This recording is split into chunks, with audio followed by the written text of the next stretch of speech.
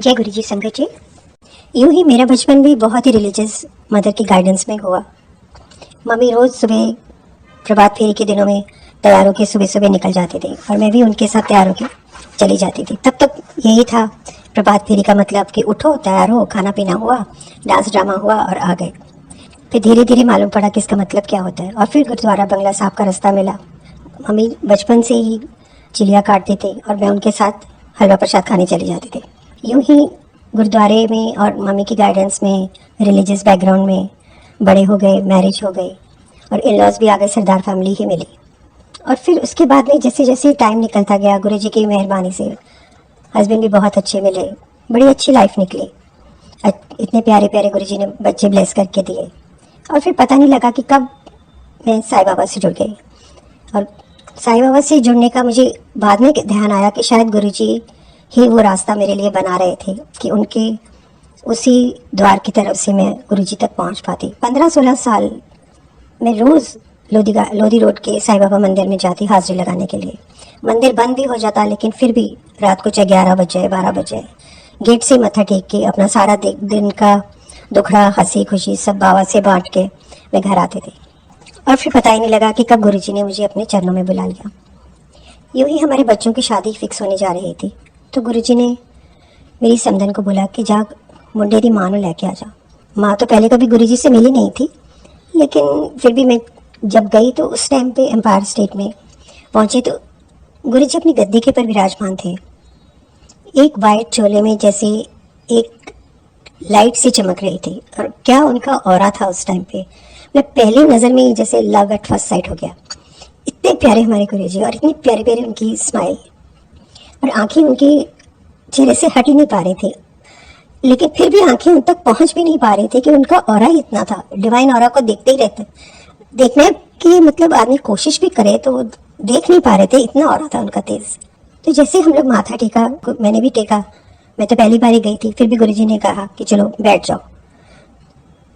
तो फिर बाद में पता चला कि गुरुजी किसी किसी को बिठाते थे, किसी किसी को, कोई कोई लोग अपने आप माथा टेके चले जाते थे। और फिर लंगर प्रसाद हुआ। वो टाइम ही अलग था कि लंगर प्रसाद करो और फिर गुरुजी का माथा टेकने जाओ और गुरुजी की मौज होती थी तो बैठा लेते थे और नहीं तो आज्ञा मिल जाती थी कि जाने के लिए। और गुरुजी की ये भी आज्ञा थी जब गुरुजी अपने हाथ से प्रसाद देते थे कि इसको यहीं पे ख़त्म करके जाना है। अब एज अ मदर, हर मदर को या एज ए पेरेंट सबको होता है कि चलो थोड़ा सा प्रसाद अगर बचा के घर ले जाओ तो बच्चे भी खा लेंगे, उनको भी ब्लेसिंग मिलेगी, क्योंकि उस टाइम सब लोग पहुंच नहीं पाते थे। तो इसी दिन एक दिन मुझे लड्डू प्रसाद मिला तो मैंने उसको नैपकिन में लपेट के अपने पॉकेट में रख लिया और फिर हम लंगर खाने के लिए बैठ गए। तो थोड़ी देर में देखा कि जैसे गुरुजी टक टक मुझे देखे जा रहे हैं, कि गुरुजी देख रहे हैं, मुझे लग रहा है कि आज मुझसे कोई गलती हुई है या कुछ हुआ है। तो गुरुजी ने एक सेवादार अंकल को बुलाया और उन्हें कुछ बोला। लंगर प्रसाद सबका खत्म हो गया तो सेवादार अंकल ने बोला कि गुरुजी कह रहे हैं कि जिन्ना जिन्ना ने प्रसाद छुपाया वो ਇੱਥੇ खत्म कर लें, उन्हों की ब्लेसिंग हैगी और ਇੱਥੇ वास्ते देगा। तो मेरी तो उस टाइम हालत ही खराब हो गई। मैंने चुपचाप से अपने पॉकेट में से लड्डू प्रसाद निकाला और उसको वहीं पे ख़त्म कर लिया। गुरुजी को इतना सब मालूम होता है कि अब प्रसाद तो हम लोगों ने बाहर जाके टिश्यू उठाया था, पॉकेट में डाला था लपेट के उसके अंदर, लेकिन गुरुजी को तो फिर भी पता लग गया। अब चोरी तो पकड़ी गई, फिर वो हमने प्रसाद वहाँ पे खा लिया। इसी तरह से एक बारी एक अंकल गुरुजी के हाथ में कोई थैला सा पकड़ा के गए, छोटी सी जैसे ज्वेलरी का पाउच। तो उसमें से गुरुजी के पास कुछ जो कुछ भी था उस टाइम पे, गुरुजी एक एक संगत को इशारा करके उनको वो दे रहे थे। और मुझे तो लग रहा था कि अब ठीक है गुरुजी दे रहे हैं, मैं तो वैसे ही बहुत अभी नई नई आई हूँ, 2-3 हफ्ते हुए हैं, मेरा तो कोई चांस भी नहीं है कि मुझे कुछ मिलेगा। तो ठीक है, मैं अपना ध्यान लगा के बैठी रही। तो थोड़ी देर के बाद मेरी आंटी ने मुझे कोने पे हाथ मार के बोला कि आंटी आपको गुरुजी बुला रहे हैं। तो मैं हैरान, मैंने कहा मुझे नहीं बुला सकते कि मैं तो भी नहीं आई हूँ, गुरुजी तो मुझे इतने पहचानते भी नहीं है, जानते भी नहीं है। कि नहीं आंटी आपको ही बुला रहे हैं। जब मैं गुरुजी के चरणों तक पहुंची तो गुरुजी वो बड़ा वाला पाउच ऑलरेडी किसी के हाथ में पकड़ा चुके थे और छोटा सा पाउच इनके हाथ में था, जो बहुत देर तक गुरुजी अपने हाथ में अंगूठे और उसमें उंगली में जैसे घुमाते रहे, कुछ ऐसे उसको रब करते रहे। और फिर उन्होंने वो मेरे को इशारा किया कि मैं अपना हाथ आगे करो। तो जब मैंने अपने ऐसे दोनों हाथ आगे किए तो बहुत देर तक गुरुजी ने अपने प्यारे प्यारे हाथ मेरे हाथों में रखे और वो पाउच भी मेरे हाथों में रखा। और वहीं पे काफ़ी जैसे उस टाइम जैसे टाइम ना जैसे थम सा गया था और मुझे कुछ होश नहीं थी कि मैं कहाँ पे हूँ, क्या मेरे साथ हो रहा है। बहुत देर गुरुजी का हाथ जैसे मेरे हाथों के ऊपर पड़ा रहा, और फिर बहुत देर के बाद गुरुजी ने अपना हाथ उठाया और मेरी मुट्ठी बंद करके उन्होंने बोला कि जा कर। तो उस टाइम पे मुझे समझ में नहीं आई कि मैं रोऊं या मैं हंसूं या मेरी फीलिंग क्या है या क्या इमोशंस में करूं। मैं अपनी जगह में आके बैठ के इतना मैं रोई कि समझ ही नहीं आया कि मैं मतलब मेरे साथ हुआ क्या। इतनी ब्लेसिंग, इतना प्यार। इसी तरह से एक बारी और थोड़े दिन निकली तो गुरुजी के हाथ में फिर एक बड़ा सा पैकेट एक अंकल पकड़ा के गए। तो उसमें से गुरुजी ने कुछ लिफाफे निकाले, जिससे लग रहा था जैसे कोई शादी के कार्ड हैं या फिर कुछ और है। तो फिर भी अपना मंदबुद्धि यही सोचते रहे कि हमें तो मिलेगा नहीं, और वैसे भी शादी का कार्ड होगा तो मैं तो किसी को जानती नहीं हूँ, तब गुरुजी ने जिसको बुलाना होगा वो बुलाएंगे। फिर वही हुआ कि गुरुजी ने इशारा किया और मैं गई वहाँ पे, तो उन्होंने लिफाफा मेरे हाथ में पकड़ा दिया और इशारा करा कि जाओ। हम वो लिफाफा लेके आके अपनी सीट के ऊपर बैठ गए। अब उस टाइम तो खोलने की हिम्मत नहीं थी, लेकिन जब कार में आके वो लिफाफा खोला, यही सोच के खोला था कि किसी की शादी का कार्ड होगा, तो देख लेते हैं किसकी शादी है, कब की है। गुरुजी ने बोला है तो जाना भी पड़ेगा, जाएंगे ही। तो लेकिन जैसे ही मैंने वो लिफाफा खोला तो उसके अंदर गुरुजी का इतना प्यारा स्वरूप, ब्लैक एंड वाइट स्टोल के अंदर गुरुजी बैठे मुस्कुरा रहे हैं। उन दिनों में स्वरूप बहुत कम मिलते थे, सिर्फ गुरुजी जो देते थे या फिर किसी को ब्लेस करना होता था तो तभी हाथ आते थे। बड़ा ही मन खुश हुआ कि गुरुजी ने इतना ब्लेस कर दिया है। फिर गुरुजी ने 25 दिसंबर की हमारे बच्चों की शादी फिक्स कर दी।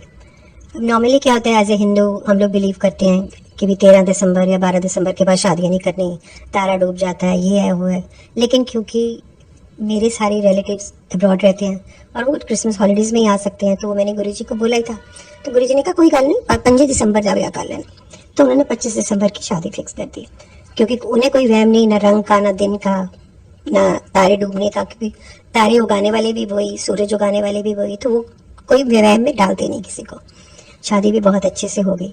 गुरुजी ने हमेशा सिर्फ एक ही बोला कि जब भी तुम्हारा मन कभी भी भटके, कुछ भी तुम्हारे को परेशानी आए या किसी बात का वहम हो, तो बैठ के अपना मंत्र जाप करो और कुछ नहीं। उठो, मंत्र जाप करो, गुरुजी का ध्यान करो, अपने कामों में लग जाओ और उन्हीं के बताए हुए रास्ते पे चलने की कोशिश करो। हम एज ए ह्यूमन बीइंग इतने वीक हैं इन माइंड कि मन हमारा भटका ही रहता है। और मैं ये कई बार गुरुजी से कहती भी हूँ कि गुरुजी मुझसे ना मेडिटेशन नहीं होती, मैं बैठ के ध्यान नहीं लगा सकती, पर फिर भी मैं आपको प्यार बड़ा करती हूँ, ये तो आपको पता ही है। I love you very much Guruji. पर मुझे कैसे पता लगेगा कि आप भी मुझे प्यार करते हो? प्लीज़ आप मुझे बताओ ना कि आप मुझे प्यार करते हो कि नहीं करते। और हमारे गुरुजी इतने प्यारे हैं कि किसी ना किसी तरीके से, किसी न किसी के आंटी के थ्रू वो मैसेज पहुँचा ही देते हैं कि उन्होंने क्या है कि मैं उन्होंने बहुत प्यार करना, जिन्ना वो प्यार करती है मैं भी उन्होंने बहुत प्यार करना। थैंक यू सो मच गुरुजी। मंत्र जाप से मुझे याद आया कि अभी 15-20 दिन पहले या शायद महीना पहले एक काफ़ी मेजर अर्थक्वेक आया था दिल्ली में। तो ये अर्थक्वेक की जो फील आई थी, ये गुरुजी ने मुझे 1.5 साल या 2 साल पहले ड्रीम में दिखाई थे कि बहुत तेज़ रैटलिंग हो रही है, शीशे कड़कड़ करके वो कर रहे हैं, रैटल कर रहे हैं और पूरी जैसे सब कुछ हिल रहा है। और मैं गुरुजी, हम लोग एक हॉल के अंदर बैठे हुए हैं और मैं गुरुजी से कह रही हूँ कि गुरुजी इतनी बाहर जैसे तूफान सा आ रहा है, तो कोई ना शीशे भी नहीं हम लोग खोल पा रहे, ना कोई अंदर जा पा रहा है, ना कोई बाहर, कैसे क्या करें। तो गुरुजी कहते हैं कि की लोड़ है बाहर जान दी, की लोड़ है इधर उधर जान दी, अंदर बैठो तो शांति नाल मंत्र जाप करो और कुछ नहीं करना। तो उस दिन जब अर्थक्वेक आया, क्योंकि हम लोग बिल्कुल टॉप फ्लोर पे रहते हैं बिल्डिंग के, तो जो लोग टॉप फ्लोर पे रहते हैं उन्हें पता होगा कि जब अर्थक्वेक आता है या कुछ भी ऐसा हलचल सी होती है तो टॉप फ्लोर सबसे ज़्यादा हिलते हैं बिल्डिंग के। उस दिन भी ऐसे ही हुआ, टॉप फ्लोर है हमारा, तो शीशे एकदम ऐसे रैटल करने लगे, पंखे जैसे झूलने लग गए और हर चीज़ एकदम ऐसे लग रहा था कि जैसे हम किसी बहुत बड़ी स्विंग के ऊपर बैठे हुए हैं। और जैसे ही अर्थक्वेक हुआ तो हमारे व्हाट्सएप पे मैसेज आने लग गए कि सब लोग बिल्डिंग से बाहर नीचे आ जाओ। अब नीचे कौन जाए? हम लोगों ने अपना, मैं और मेरी डॉटर गुरुजी के स्वरूप के सामने बैठ गए, एक दूसरे का हाथ पकड़ के और मंत्र जाप करने लग गए। और ये अर्थक्वेक काफ़ी टाइम चला और उतने टाइम हम लोग मंत्र जाप ही करते रहे। और बिल्कुल वही चीज़ जो गुरुजी ने मुझे ड्रीम में दिखाई थी कि कुछ नहीं करना, कितने नहीं जाना, अंदर बैठो तो मंत्र जाप करो, तो वही हम लोग मंत्र जाप करते रहे। और अर्थक्वेक गुरुजी की कृपा से सब शांत हो गया और हमने शुक्राना करा और काफ़ी देर हम सुनो के वहीं बैठे रहे गुरुजी के सामने। और फिर आस्ते आस्ते लोग मैसेज आने लगे कि वापस आ गए हैं बिल्डिंग में, अपने अपने फ्लैट्स में। तो हम यही सोच के गुरुजी का थैंक्स करते रहे कि थैंक यू गुरुजी, आपने ये सब दिखा भी देते हो और आप इन बातों से हमें निकाल भी देते हो। गुरुजी की कृपा से हमारी जर्नी बहुत अच्छी ही निकल रही है। ये बात नहीं है कि लाइफ में प्रॉब्लम्स नहीं आते, बहुत प्रॉब्लम्स आती हैं, आती भी हैं, चाहे वो थोड़ी बहुत हेल्थ इश्यूज़ हों या फाइनेंशियल प्रॉब्लम्स हो, लेकिन उनको फेस करने की हिम्मत भी गुरुजी खुद ही दे देते हैं। बस हमें क्या करना है, हमें तो उनके फैसले में मंजूर रहना है और उनके ही बस वो करना है, मंत्र जाप करता रहना है। सुख दुख उन्हीं के दिए हुए हैं और निकालेंगे भी वही। अपनी संगत को गुरुजी बहुत प्यार करते हैं। हमें तो यही करना है कि बस सरेंडर कर देना है कि गुरुजी आप ही जानो, आप ही का दिया हुआ है, आपने संभालना है, कैसे संभालना है, क्या करना है, ये सिर्फ आपको ही पता है। यूँ ही मैं जब कभी अपनी मॉम को मिस करती हूँ, अकेली बैठी होती हूँ, तो गुरुजी के सामने बैठ जाती हूँ और उन्हें बोलती रहती है कि गुरुजी आज मुझे हक चाहिए, गुरुजी आज मुझे प्यार करना है, गुरुजी आज मम्मी की याद आ रही है। तो गुरुजी क्या करते हैं, वो सामने बैठे मन मन मुस्कुराते रहते हैं। और ऐसे ही एक दिन मैं अपनी मॉम को काफ़ी मिस कर रही थी, तो रात को आंखों में पानी था और मैं सो गई। तो थोड़ी देर के बाद गुरुजी ने ड्रीम में दर्शन दिए। एक बड़ा सा हॉल है, तो वहाँ गुरुजी बैठे हुए अपने आसन में, तो मैं दूर एक कोने में उदास होकर बैठी हूँ। तो गुरुजी कहते हैं इधर आ। तो जैसे मैं गुरुजी के पास पहुँचती हूँ, उनके चरणों के पास बैठती हूँ, तो कहते की गल है गुरुजी, आज ना मन बड़ा उदास हो रहा है, तो मुझे ना हक चाहिए। गुरुजी अपनी गद्दी से खड़े होकर मुझे भी खड़ा कर लेते हैं और कहते हैं चंगा फिर इधर आ। और मैं इतनी ज़ोर से गुरुजी से लिपट के रो के प्यार करती हूँ उनको, कि जैसे एक बच्चे को अपने एक्चुअली माँ की गोदी में जाके जो फील आती है, वैसी मुझे फील आ रही थी। बहुत देर तक गुरुजी को हक करके और उनके साथ रोती रही और पता ही नहीं लगा सुबह हो गया और आंख खुली तो मेरी आंखें तब भी गिली ही थी। ड्रीम दर्शन से मुझे याद आया, मैं आपको छोटे छोटे गुरुजी की मेहरबानियाँ और उनके छोटे छोटे ड्रीम दर्शन के बारे में बताती हूँ। हम लोग मंडे को सेवा के लिए जाते थे, सुबह शिव मूर्ति सेवा के लिए। अब उस टाइम में नई जाना शुरू किया था, तो हम लोगों ने सुबह जाना शिव मूर्ति सेवा करने, उसके बाद में थोड़ी देर बैठ के हम शिव पुराण पढ़ते थे और समोसा प्रसाद चाय प्रसाद खाया पिया और आ गए। तब भी वहाँ छोटे छोटे जैसे ग्रुप्स में सत्संग होते रहते थे। तब इतनी ज़्यादा रिस्ट्रिक्शंस नहीं होती थी कि बैठना नहीं है, सत्संग नहीं करने हैं। संगत थोड़ी सी होती थी, अपना कोई ना कोई अपना ग्रुप में पुराने अंकल या आंटी कुछ ना कुछ सत्संग सुनाते रहते थे। तो ये काफ़ी टाइम ये सिलसिला चलता रहा। एक दिन रात को जब मैं सोई हुई थी, तो गुरुजी ने मुझे दिखाया कि हम लोग हॉल में बैठे और इसी तरह से बड़े हॉल में, तो वहाँ पे सेवा चल रही है। वो कुछ आंटी हैं वहाँ पे सेवा कर रही हैं और मैं ऐसे दीवार के साथ किनारे पे लग के बैठी हूँ जहाँ पे गुरुजी का स्वरूप लगा हुआ। तो गुरुजी मुझे कहते हैं ऊपर देख शैंडलियर ते किन्ने जाले लटक रहे ने, तो इसी थल्ले ही सेवा करते रहते हो। और ये कह के गुरुजी एकदम चले गए। मैं एकदम झटके से उठी और एक्चुअली मुझे यूँ ही लगा कि जैसे गुरुजी मुझे झटका दे के गए हैं कि तुम लोग जाते हो नीचे सेवा करते हो देख, और ऊपर तुम लोगों की नज़र ही नहीं जाती कि शैंडलियर कितना गंदा हो रहा है। अब उसके बाद जब अगले मंडे हम लोग गए, तो मैंने वो हमारी जो कोऑर्डिनेटर आंटी थी उनको मैंने बोला कि आंटी हमें ना शैंडलियर नीचे उतरवा के उसकी सेवा करनी है, गुरुजी का आदेश है कि बहुत जाले लटक रहे हैं। जब लाइट जलाओ तो वो जाले चमकते हैं, सबको पता ही है। तो गुरुजी ने कहा कि शैंडलियर साफ करना है। तो फिर वो आंटी ने माली अंकल को बुला के शैंडलियर नीचे करवाए, तो हम लोगों ने फिर रेगुलरली शैंडलियर सेवा भी स्टार्ट कर दी। एक और छोटा सा आपको बता दिया, एक दिन हम लोग जब लेटे हुए बैठी हुई थी, शाम को मंत्र जाप चल रहा था गुरुजी के सामने। गुरुजी को कहते गुरुजी मुझे ना वो दिन याद आते हैं कि जब हम आपके साथ बैठ के आप अपने हाथों से गरम गरम हलवा प्रसाद खिलाते थे, बहुत मन कर रहा है गुरुजी वैसे ही हलवा प्रसाद खिलाओ ना। तो गुरुजी इतने प्यारे हैं, छोटी छोटी बातें भी आप लोगों की सुन लेते हैं और मान भी जाते हैं बेचारे। तो उसी रात गुरुजी ने मुझे दर्शन दिए कि हम लोग बड़े मंदिर में हैं, कुछ फंक्शन सा चल रहा है और एंट्री पीछे के गेट से हो रही है। तो जैसे ही हम लोग मंदिर के मेन गेट तक पहुंचे हैं, तो अंकल कहते हैं आंटी पीछे से जाओ, आज दर्शन उधर से होंगे, मेन गेट इधर से नहीं जाना अंदर। तो हम लोग पीछे की तरफ से जाने शुरू करते हैं। तो वहाँ से जब जा रहे होते हैं, तो गुल्लक रूम से जब अंदर जाते हैं, तो गुरुजी की गद्दी पहले नज़र आती है। तो मत्था टेकने जाते हैं, तो मैं देखती हूँ गुरुजी तो गद्दी पे है ही नहीं। फिर भी अब क्योंकि आदत पड़ गई कि गुरुजी गद्दी में नहीं है, कहीं और बैठे होंगे, चलो मत्था टेका और हम लोग लाइन लगा के बाहर की तरफ आ रहे हैं। अब एग्जिट जो हो रही है वो मेन दरबार के दरवाजे की तरफ से हो रही है। संगत आगे आगे लाइन लगा रही जा रही है। तो मैं देख रही हूँ पीछे से चलते चलते कि मेन डोर के पास संगत झुक झुक के प्रसाद पकड़ रही है। तो एक हाथ जैसे उठता है प्रसाद पकड़ाता है, संगत मत्था टेक के चलते। तो जैसे मेरी बारी आती है, तो मैं देखती हूँ कि अरे ये तो गुरुजी प्रसाद बांट रहे हैं और गुरुजी इतनी क्यूट सी स्माइल देते हैं मेरे को। और मैं उनको कहती हूँ गुरुजी आप तो यहाँ लगता है प्रसाद बांट रहे हो, मैं तो आपको गद्दी पे देख रही थी। तो इतने क्यूट गुरुजी हलवा प्रसाद उठाते हैं अपने हाथ से और मेरे हाथ में पकड़ा देते हैं, बिल्कुल उसी स्टाइल से जो वो हमें जैसे एम्पायर स्टेट में पकड़ाया करते थे। और मैं उनको देखती हूँ, सिर झुकाती हूँ और वो भी मुझे इशारा करते हैं कि चंगा जा। और इतने क्यूट गुरुजी लग रहे थे, व्हाइट ट्राउजर्स और ब्लू शर्ट में पहने हुए, अपने हाथों से सबको वहाँ खड़े होके वो हलवा प्रसाद बांट रहे होते हैं कि तुम्हारी छोटी से छोटी बात भी और वो पूरी कर देते हैं किसी न किसी बात से। इसी तरह से हमने घर पे गुरुजी की आज्ञा से उन्होंने सत्संग रखवाया, तो हम सोच ही रहे थे कि बहुत टाइम अब हम हो गया है, तो हम लोग क्या मीठा क्या रखें, मीठा प्रसाद क्या रखें। तो सब कुछ डिसाइड हो गया था, तो मीठा प्रसाद पे ही सिर्फ अभी बात रुकी हुई थी। तो उसी रात गुरुजी ने मेरे साथ किचन में खड़े होके चूरी बनवाई, बिल्कुल स्टेप बाय स्टेप चूरी बनवाई। आटा गूंदा गया, रोटी बनी, उसकी चूरी बनी, और जब सब तैयार हो गया तो गुरुजी अपना चलते बने। फिर मेरी नींद खुल गई। फिर मैंने अपनी डॉटर को बोला, मैं कहा आपकी हमारे सत्संग में चूरी प्रसाद का बनेगा। तो वो भी गुरुजी ने बता देते हैं आगे कि क्या अगर तुम्हारे माइंड में कोई कंफ्यूजन चल रही है तो वो भी उसको कैसे एकदम से सुलझा के चले जाते हैं। अब हम लोगों को लगता है कि जैसे शीशा टूट गया तो वहम की बात हो जाती है, लेकिन वो शीशा टूटा हम लोगों का अपना वहम है कि शीशा टूट गया वो गलत हो जाएगा। लेकिन मैं आपको अभी बताती हूँ संगत जी कि हमारा कुछ केस चल रहा था, और ये लास्ट ईयर की बात है जब बहुत बहुत तेज़ दिल्ली में डस्ट स्टॉर्म, हेल स्टॉर्म और तूफान सा आया था। जब जीके में और बताया गया था बहुत पेड़ गिर गए हैं आसपास, दिल्ली में काफ़ी तबाही मची थी उस तूफान की वजह से। उसी दिन का केस था और उसी दिन हमारा 17 को सत्संग रखवा दिया गुरुजी ने, और हमें सत्संग की तैयारियों में बिजी कर दिया। और 14 तारीख की डेट थी और 14 तारीख को ही ये स्टॉर्म आया था। हमें पता ही नहीं लगा, इतनी ज़्यादा तेज़ हवा चल रही थी और हमारी बैल्कनी शीशे की कवर्ड हुई थी, सारी ग्लेजिंग हुई हुई है। उसके शीशे टूट टूट के अंदर हमारे ड्राइंग रूम तक उड़ उड़ के आए हैं एकदम से।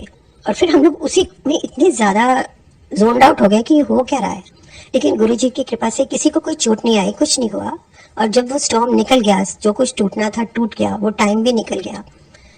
तो फिर हम लोगों ने बाद में सोचा कि हुआ क्या, लेकिन गुरुजी की कृपा से किसी को कोई चोट नहीं आई, सब ठीक ठाक हो गए। फिर हम लोगों ने लड़के बुला के सफाई कराई, ग्लेजिंग ठीक कराई, शीशे लगवाए, और उसी दौरान में हमारी डेट का भी काम खत्म हो गया। और हमारा ध्यान उस तरफ गया ही नहीं कि क्या हुआ होगा क्या नहीं हुआ होगा। वो तो अगले दिन पता लगा कि जो हुआ वो सब ठीक ही था, सब गुरुजी ने अपनी निगरानी में सब करवा दिया। तो शीशा टूटने में कोई वहम नहीं है, कोई शीशा टूटना कोई गलत बात नहीं होती। टूट गया तो टूट गया, आपका कोई कष्ट ही निकला उसके अंदर। और सब गुरुजी ने हमारे उस दिन क्या कष्ट निकाले होंगे वो शीशों के जरिए, वो उन्हीं को ही पता है। पता नहीं क्या कष्ट आना था हमारे पे या हमारे घर पे, या क्या होना था क्या नहीं होना था। तो ये सब उन्हीं की कृपा से सब ठीक हो गया। अच्छा, हमें जैसे लगता है कि हमारी जर्नी तो उसी दिन शुरू हुई है जिस दिन हमें गुरुजी ने अपनी शरण में बुलाया। नॉर्मली तो लोग ऐसे ही सोचते हैं। तो अब मैं भी जब कभी बैठ के सोचती हूँ कि गुरुजी ने तो मुझे चलो शादी के दिनों में 2002 के आसपास ही अपने शरण में बुलाया, लेकिन उनकी प्रोटेक्शन, उनकी ब्लेसिंग तो बचपन से ही मेरे साथ चली आ रही है। तभी तो उन्होंने मुझे इतनी अच्छी फैमिली में मेरा बर्थ कराया, इतने अच्छे पेरेंट्स दिए, इतने अच्छे रिलीजियस ख्यालात दिए, जो कि मैं कुछ अपने आप को सुधार पाई या मैं कुछ बन पाई। 2002 के आसपास मेरा HP काफ़ी लो रहता था, और डॉक्टर्स के सब डायग्नोस और ये सब होने के बावजूद बाद में पता लगा जी HP लो रहता है, अंदर फाइब्रॉइड्स हैं, गायनेकोलॉजी कोई प्रॉब्लम है, तो ऑपरेशन करवा लेना चाहिए। अब मैं सर्जरी और इन सब चीज़ों से ज़रा काफ़ी दूर ही रहती हूँ। कोशिश तो इंसान की यही रहती कि ना सर्जरी में जाना पड़े, और मैं बार बार उसको टालती जा रही थी। लेकिन डॉक्टर्स बार बार कहे जा रहे थे कि आप करवा लीजिए, आपका HP बहुत लो रहता है, तो काफ़ी प्रॉब्लम भी कभी पड़ सकती है, क्योंकि HP लो रहने का मतलब आपके ऑक्सीजन सप्लाई, तो आप ऑपरेशन करवा लो, काम खत्म करो। और मैं उसको टालती चली जा रही थी। और फिर उन्हीं दिनों ये सब टाल मटोल के अंदर 2002 आ गया। गुरुजी ने अपने चरणों में बुला लिया, हमें शादी की प्रेपरेशंस में बिजी कर दिया। रोज रात को गुरुजी ने वहाँ बिठा लेना, जब भी हम दर्शन के लिए जाते थे, रात को 1:30-2 बजे तक बैठे रहना। और फिर बाद में गुरुजी ने बोलना कि चंगा जाओ, फिर हम शादी दियाँ तैयारियाँ करो, तो जाओ ऐश करो। अब जाओ तुम शादी दियाँ तैयारियाँ करो, ऐश करो कि करने में इतनी ऐश हो गई कि सर्जरी का हम भूल ही गए। शादी भी बहुत अच्छे से हो गई, और आज तक इतना टाइम निकल गया कि मेरी सर्जरी नहीं हुई। वो प्रॉब्लम कहाँ गुरुजी ने गायब कर दी मुझे नहीं मालूम, वो उन्हीं को पता है कि कैसे सब जो इतनी मेजर प्रॉब्लम्स डॉक्टर्स कह रहे थे कि होगी, वो सब गुरुजी ने यूं ही हवा में उड़ा दी। इतने प्यारे हमारे गुरुजी हैं कि कुछ पता भी नहीं लगने देते कि तुम्हारी लाइफ में क्या कुछ हो रहा है या होने वाला है, क्या गलत होगा। वो अपने आप ही सब देख लेते हैं और उसको ठीक कर देते हैं।